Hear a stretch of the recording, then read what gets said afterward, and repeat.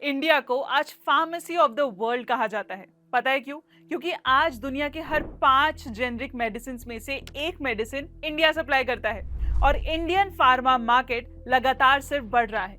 एक तरफ इंडिया के pharma exports 2.5 lakh crore cross कर चुके हैं और दूसरी तरफ डोमेस्टिक फार्मा मार्केट भी रैपिडली एक्सपांड हो रहा है। जो मार्केट 2025 में रफली 4.5 लाख करोड़ के आसपास था, वही 2030 तक ऑलमोस्ट 11 लाख करोड़ टच कर सकता है। मार्केट बढ़ेगा तो क्या बढ़ेगा? हम और आप जैसे इन्वेस्टर्स के लिए अपॉर्चुनिटीज। अब इस पूरे फार्मा मार्केट में भी एक सेगमेंट ऐसा है जो सबसे ज्यादा मार्केट का अटेंशन ग्रैब कर रहा है, लेकिन फिर भी बहुत सारे इन्वेस्टर्स अभी भी इस सेगमेंट से अनजान हैं। वो सेगमेंट है CRDMO, मतलब contract research development and manufacturing organisation. You won't believe, पर जहां global pharma industry next few years में रफली 6.4% के CAGR से ग्रो करने वाली है, वहीं Indian CRDMO industry around 13.4% CAGR से ग्रो करेगी, मतलब ऑलमोस्ट डबल स्पीड। तो हम इंडियन इन्वेस्टर्स को इस अपॉर्चुनिटी का फायदा उठाते हुए ये पूछना चाहिए कि आखिर ये सेगमेंट इतना फास्ट ग्रो क्यों कर रहा है? कैसे इंडिया ग्रेजुअली वर्ल्ड का फार्मा आउटसोर्सिंग हब बनता जा रहा है? और सबसे इंपॉर्टेंट सवाल, वो कौन सी इंडियन कंपनीज और स्टॉक्स हैं जो इस ट्रेंड से पोटेंशियली ह्यूज बेनिफिट ले सकते हैं? तो चलिए जानते हैं इंडियन स्टॉक मार्केट की CRDMO अपॉर्चुनिटी को। With your host Swati, let's get started. तो pharma value chain generally 4 major parts में डिवाइडेड है।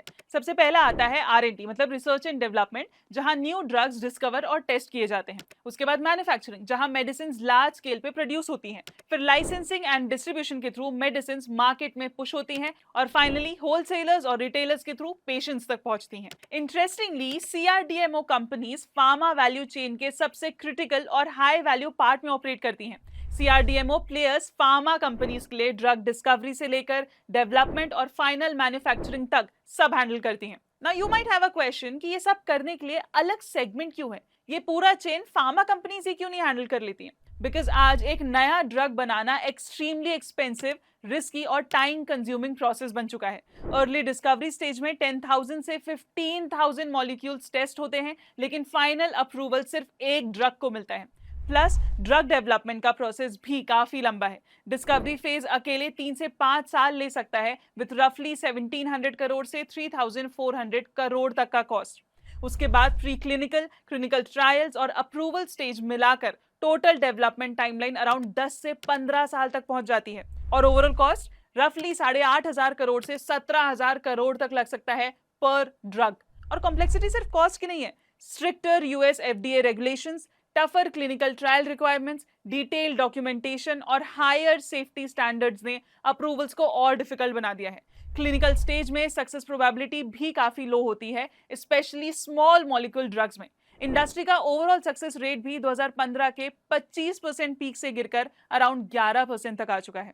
इसी वजह से global pharma companies increasingly outsourcing model adopt कर रही हैं, जहां स्पेशलाइज्ड CRDMO प्लेयर्स उनके लिए रिसर्च, डेवलपमेंट और मैन्युफैक्चरिंग हैंडल करते हैं। अब CRDMO को भी ब्रॉडली 2 पार्ट्स में डिवाइड किया जाता है, CRO और CDMO। डिफरेंस ये फ्लो चार्ट से समझिए। CRO यानी कॉन्ट्रैक्ट रिसर्च ऑर्गेनाइजेशन, ये companies drug discovery, pre clinical research और क्लिनिकल ट्रायल्स जैसे R&D रिलेटेड काम हैंडल करती हैं। और CDMO यानी contract development and manufacturing organisation, ये फॉर्मुलेशन डेवलपमेंट से लेके लार्ज स्केल कमर्शियल मैन्युफैक्चरिंग तक का काम मैनेज करती हैं। बेसिकली CRO कंपनीज ड्रग को डेवलप और टेस्ट करने में हेल्प करती हैं, जबकि CDMO कंपनीज उस ड्रग को कमर्शियली मैन्युफैक्चर और स्केल करने में काम करती हैं। मतलब इजी टर्म्स में, फार्मा कंपनीज ड्रग्स को ओन और मार्केट करती हैं, लेकिन उनके पीछे का सिग्निफिकेंट रिसर्च, डेवलपमेंट और मैन्युफैक्चरिंग का काफी काम इंक्रीजिंगली CRDMO प्लेयर्स हैंडल कर रहे हैं। और इसी ट्रेंड की वजह से India global pharma outsourcing chain में रैपिडली इंपॉर्टेंस गेन कर रहा है।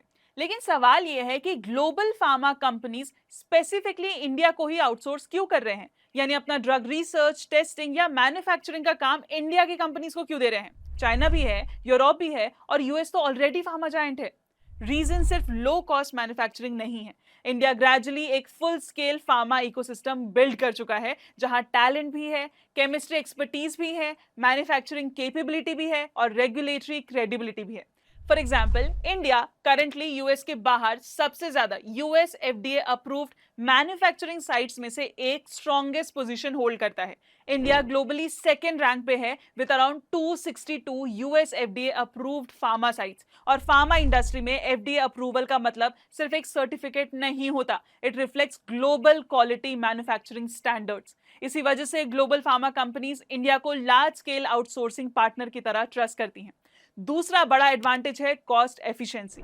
इंडिया स्टिल यूएस और यूरोप के कंपैरिजन में रफली 30 से 40% लोअर ऑपरेशनल कॉस्ट ऑफर करता है। वर्कफोर्स कॉस्ट एडवांटेज कुछ केसेस में 70 से 80% तक चला जाता है और इंफ्रास्ट्रक्चर सेटअप कॉस्ट भी सिग्निफिकेंटली लोअर है। मतलब कंपनीज को क्वालिटी भी मिल रही है और इकोनॉमिक्स भी वर्क कर रहा है। और सिर्फ कॉस्ट ही नहीं, स्पीड भी। रिपोर्ट्स के अकॉर्डिंग इंडिया में प्रोजेक्ट स्टार्टअप टाइमलाइंस वेस्ट के कंपैरिजन में ऑलमोस्ट 90% फास्टर हो सकते हैं। फार्मा इंडस्ट्री में जहां ड्रग अप्रूवल ऑलरेडी 10 से 13 साल ले रहा है, वहां faster execution becomes a huge competitive as. साथ ही इंडिया की केमिस्ट्री कैपेबिलिटीज भी काफी स्ट्रांग मानी जाती हैं, स्पेशली स्मॉल मॉलिक्यूल्स में। इसी वजह से Indian CRDMOs increasingly complex projects handle कर रहे हैं, जो पहले लार्जली वेस्टर्न कंपनीज के पास जाते थे। और एक इंपॉर्टेंट शिफ्ट चल रहा है globally, China plus one strategy. Geopolitical tension, supply chain diversification और रेगुलेटरी कंसर्न्स की वजह से global pharma companies China dependency reduce करना चाहती हैं और नेचुरली इंडिया एक स्ट्रॉन्ग ऑल्टरनेटिव बन के इमर्ज हो रहा है। अब interestingly, despite all these advantages, India का शेयर ग्लोबल सीआरडीएमओ मार्केट में अभी भी सिर्फ अराउंड 2 से 3% के आसपास है। मतलब इंडस्ट्री ऑलरेडी फास्ट ग्रो कर रही है, लेकिन अपॉर्चुनिटी का रनवे अभी भी बहुत बड़ा बाकी है। और शायद इसीलिए इंडियन सीआरडीएमओ सेक्टर को फार्मा इंडस्ट्री का next big long term opportunity बोला जा रहा है। अब आता है हमारा सबसे important section, Indian CRDMO listed players. अब अगर इंडियन सीआरडीएमओ स्पेस में एक एस्टैब्लिश प्लेयर की बात करें तो डीवीज लैब का नाम डेफिनेटली इंपॉर्टेंट हो जाता है। डीवीज बेसिकली एपीआईज बनाती है, एपीआई यानी active pharmaceutical ingredient. Simple words में, किसी भी मेडिसिन का जो एक्चुअल एक्टिव केमिकल कंपोनेंट होता है, जो डिजीज पे काम करता है, उसे एपीआई बोलते हैं। टैबलेट या कैप्सूल सिर्फ आउटर फॉर्म होता है, असली मेडिसिन अंदर का एपीआई होता है। और डीवीज ग्लोबली एपीआईज और इंटरमीडिएट्स मैन्युफैक्चरिंग में काफी स्ट्रांग पोजीशन होल्ड करती है। कंपनी खुद को reliable supplier of generic APIs और ट्रस्टेड कस्टम मैन्युफैक्चरर को ग्लोबल फार्मा कंपनीज के तौर पर पोजीशन करती है। In fact Divi's globally top 3 API manufacturers में काउंट होती है। अब इंटरेस्टिंग बात यह है कि ट्रेडिशनली डीवीज का जेनरिक एपीआई बिजनेस स्ट्रांग रहा है, लेकिन रीसेंट ईयर्स में कंपनी अग्रेसिवली अपने कस्टम सिंथेसिस या सीडीएमओ बिजनेस पे भी फोकस कर रहा है। मैनेजमेंट के अकॉर्डिंग उनके मल्टीपल कस्टम सिंथेसिस प्रोजेक्ट्स अभी वैलिडेशन और डेवलपमेंट स्टेजेस में हैं और नेक्स्ट 1 ईयर में commercial volumes gradually kick in हो सकते हैं, सब्जेक्ट टू रेगुलेटरी अप्रूवल्स। और यहाँ एक इंपॉर्टेंट ट्रेंड भी दिख रहा है, global innovator pharma companies increasingly उन पार्टनर्स के साथ काम करना चाह रही हैं जिनके पास strong compliance record, reliable execution और लार्ज स्केल मैन्युफैक्चरिंग कैपेबिलिटी हो। और डीवीज स्पेसिफिकली इन्हीं स्ट्रेंथ्स पे अग्रेसिवली बिल्ड कर रहा है। कंपनी पेप्टाइड्स और GLP-1 अपॉर्चुनिटी पे भी एक्टिवली वर्क कर रही है। डीवीज ने डेडिकेटेड पेप्टाइड फैसिलिटीज बिल्ड की हैं और फेज 1 से फेज 3 प्रोग्राम्स के लिए प्रोटेक्टेड अमीनो एसिड्स और फ्रैगमेंट्स सप्लाई कर रही हैं। और मैनेजमेंट ने क्लियरली इंडिकेट किया है कि वो GLP-1 के बियॉन्ड भी मल्टीपल थेरेप्यूटिक कैटेगरीज पे काम कर रहे हैं।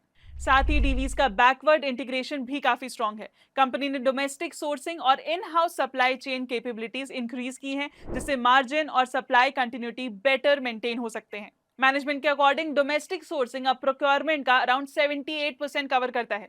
तो ओवरऑल डीवी सिर्फ एक जेनरिक एपीआई मैन्युफैक्चरर नहीं लगती, ग्रेजुअली वो ग्लोबल सीडीएमओ अपॉर्चुनिटी में भी अपनी पोजीशनिंग स्ट्रेंथन करती हुई दिख रही है और मार्केट भी शायद इसी ट्रांजिशन को प्राइस कर रहा है। कंपनी का स्टॉक करंटली अराउंड 6858 के आसपास ट्रेड कर रहा है at a PE multiple of रफली 71। Now let's shift to another company, Sai life sciences. Sai life sciences, Sai basically एक end to end CRDMO company है। मतलब ड्रग डिस्कवरी से लेके डेवलपमेंट और कमर्शियल मैन्युफैक्चरिंग तक कंप्लीट सर्विसेज ऑफर करती है। इसी वजह से ग्लोबल फार्मा कंपनीज के लिए ये एक लॉन्ग टर्म आउटसोर्सिंग पार्टनर बन रहा है। Company already 300 plus global clients के साथ काम करती है, including top 25 global pharma companies में से 19 प्लेयर्स अक्रॉस यूएस, ईयू और जापान। और interestingly Sai aggressively future growth पे बेट कर रहा है। FY27 में कंपनी अराउंड 1100 से 1300 करोड़ केपेक्स प्लान कर रही है, जिसमें major focus CDMO capacity expansion और न्यू कैपेबिलिटीज पे है। मैनेजमेंट पेप्टाइड्स, एडीसीज और ओलिगोस जैसे नेक्स्ट जेन मॉडलिटीज पे भी एक्टिवली इन्वेस्ट कर रहा है। पाइपलाइन भी काफी स्ट्रांग दिखती है। कंपनी के पास 45 एक्टिव मॉलिक्यूल्स हैं, जिसमें से 34 ऑलरेडी कमर्शियल स्टेज पे हैं, वाइल 11 फेज 3 या प्री रजिस्ट्रेशन स्टेजेस में हैं। साथ ही 155 मॉलिक्यूल्स अर्ली डेवलपमेंट पाइपलाइन में हैं। और फार्मा आउटसोर्सिंग बिजनेस में ट्रस्ट बहुत इंपॉर्टेंट होता है। यहाँ साई का average large pharma client relation around 11 साल का है, प्लस कंपनी यूएसएफडीए और पीएमडीए इंस्पेक्शंस में 100% सक्सेसफुल ट्रैक रिकॉर्ड हाईलाइट करती है। अब स्टॉक करंटली अराउंड 1138 पे ट्रेड कर रहा है और मार्केट इसे हाई ग्रोथ सीआरडीएमओ प्लेयर की तरह देख रही है। अगर इंडिया का सीआरडीएमओ अपॉर्चुनिटी एक्सपेक्टेड पेस पे स्केल करता है तो साई लाइफ साइंसेज डेफिनेटली उन कंपनीज में हो सकता है जो इस ट्रेंड का मीनिंगफुल बेनिफिशियरी बने।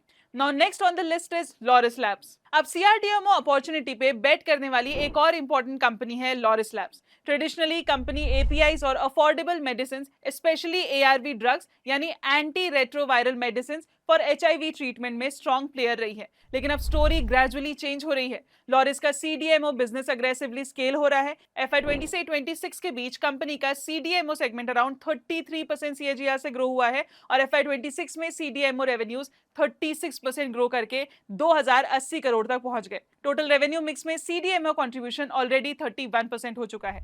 मतलब company slowly pure generic pharma business से हायर वैल्यू आउटसोर्सिंग मॉडल की तरफ शिफ्ट कर रहा है। एक्सपेंशन भी अग्रेसिवली चल रहा है। FY22 से 26 के बीच लॉरिस अराउंड 4300 करोड़ केपेक्स कर रहा है, मोस्टली मैन्युफैक्चरिंग कैपेसिटी और डाइवर्सिफाइड बिजनेसेस बिल्ड करने के लिए। कंपनी के पास करेंटली 11 ऑनगोइंग ग्रोथ प्रोजेक्ट्स हैं, इंक्लूडिंग एपीआईज, फॉर्मुलेशंस, फर्मेंटेशन और even gene therapy related projects. और interestingly ARV share gradually reduce हो रहा है, while CDMO share consistently increase कर रहा है। ये क्लियरली शो करता है कि कंपनी अपने बिजनेस को डाइवर्सिफाई और डी रिस्क करने की स्ट्रेटजी पे काम कर रहा है। स्टॉक करंटली अराउंड 1350 के आसपास ट्रेड कर रहा है और मार्केट भी ग्रेजुअली लॉरिस को सिर्फ एआरवी कंपनी नहीं, एक इवॉल्विंग सीडीएमओ प्लेयर की तरह देखना स्टार्ट कर रहा है। अगर कंपनी एग्जीक्यूशन मेंटेन करती है तो लॉरिस लैब इंडिया की ग्रोइंग सीआरडीएमओ स्टोरी का इंपॉर्टेंट बेनिफिशियरी बन सकता है। Now last company is anthem biosciences. ये बेसिकली एक प्योर प्ले सीआरडीएमओ कंपनी है। मतलब ये फार्मा कंपनीज के लिए ड्रग्स डिस्कवर भी करती है,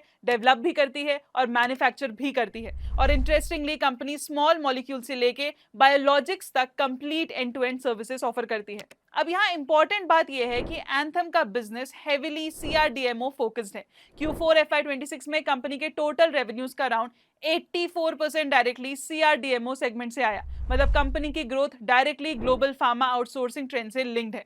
फाइनेंशियल्स भी काफी स्ट्रॉन्ग दिखते हैं। Q4 FY26 revenues around 610 crore रहे, while EBITDA मार्जिन्स नियरली 48% और पैट मार्जिन क्लोज टू 29% तक पहुंच गए। फार्मा मैन्युफैक्चरिंग बिजनेस में इतने मार्जिन्स जनरली स्ट्रॉन्ग एग्जीक्यूशन और high value business mix indicate करता है। इंटरेस्टिंग बात यह है कि कंपनी के पास ऑलरेडी 14 कमर्शियल मॉलिक्यूल्स हैं और FY26 रेवेन्यू का अराउंड 61% कंट्रीब्यूशन कमर्शियल मॉलिक्यूल्स से आया। मतलब बिजनेस सिर्फ रिसर्च स्टेज पे डिपेंडेंट नहीं है, कमर्शियलाइजेशन स्केल भी विजिबल है। इंफ्रास्ट्रक्चर साइड पे भी एंथम अग्रेसिवली बिल्ड कर रहा है with 425 KL custom synthesis capacity और 142 KL फर्मेंटेशन कैपेसिटी। अब स्टॉक करेंटली अराउंड 770 पे ट्रेड कर रहा है और मार्केट क्लियरली एंथम को एक प्रीमियम सीआरडीएमओ प्लेयर की तरह वैल्यू कर रहा है, स्पेशली बिकॉज कंपनी का focus high margin outsourcing opportunities पे है। अगर इंडिया की सीआरडीएमओ स्टोरी एक्सपेक्टेड पेस पे ग्रो करती है तो एंथम बायोसाइंसेज डेफिनेटली उन फोकस प्लेयर्स में हो सकता है जो ट्रेंड का स्ट्रॉन्ग बेनिफिशियरी बने। लेकिन यहाँ एक इंपॉर्टेंट पॉइंट समझना बहुत जरूरी है। इंडिया का सीआरडीएमओ अपॉर्चुनिटी मैसिव जरूर है, बट रोड कंप्लीटली स्मूथ नहीं है। इंडस्ट्री के सामने कुछ सीरियस चैलेंजेस भी हैं। सबसे बड़ा चैलेंज है टैलेंट। आज इंडिया का सीआरडीएमओ वर्कफोर्स रफली 50,000 के अराउंड एस्टिमेट किया जाता है, लेकिन प्रोजेक्टेड ग्रोथ सपोर्ट करने के लिए ये नंबर नेक्स्ट डेकेड में ऑलमोस्ट 6 to 7x स्केल करना पड़ेगा। प्रॉब्लम सिर्फ क्वांटिटी की नहीं है, क्वालिटी की भी है, स्पेशली बायोलॉजिक्स, पेप्टाइड्स, एडीसीज और नेक्स्ट जेन थेरेपीज जैसे हाई एंड एरियाज में इंडिया अभी भी स्किल गैप फेस करता है।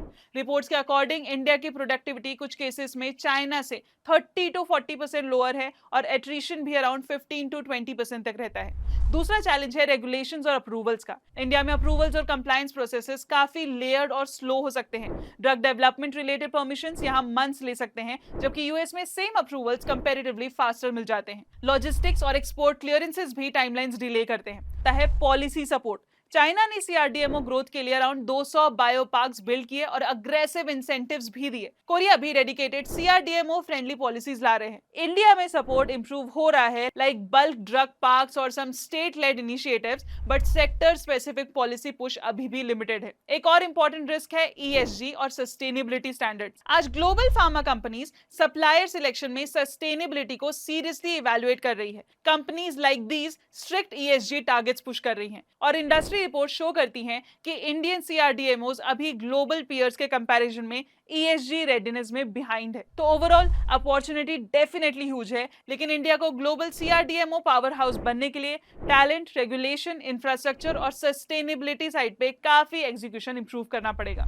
सो ओवरऑल इंडिया का सीआरडीएमओ सेक्टर अभी एक वेरी इंटरेस्टिंग फेज में खड़ा है। ग्लोबल फार्मा आउटसोर्सिंग शिफ्ट हो रहा है, इंडिया कैपेबिलिटीज बिल्ड कर रहा है और काफी Indian companies aggressively scale up mode में दिख रही हैं। अपॉर्चुनिटी डेफिनेटली मैसिव है, लेकिन एग्जीक्यूशन अब सबसे इंपॉर्टेंट फैक्टर होगा। आपको क्या लगता है, क्या इंडिया नेक्स्ट ग्लोबल सीआरडीएमओ हब बन सकता है? और स्पेस में आपकी फेवरेट कंपनी कौन सी है? कमेंट सेक्शन में बताना। अगर वीडियो वैल्यूएबल लगा हो तो लाइक सब्सक्राइब जरूर करना, बिकॉज ऐसे ही डीपली रिसर्च्ड बिजनेस ब्रेकडाउन्स हम रेगुलरली कवर करते हैं। और नेक्स्ट किस सेक्टर या इंडस्ट्री पे डीप डाइव चाहिए वो भी कमेंट सेक्शन में जरूर बताना। मिलते हैं अगले वीडियो में। Investments in securities market are subject to market risks. Read all the related documents carefully before investing.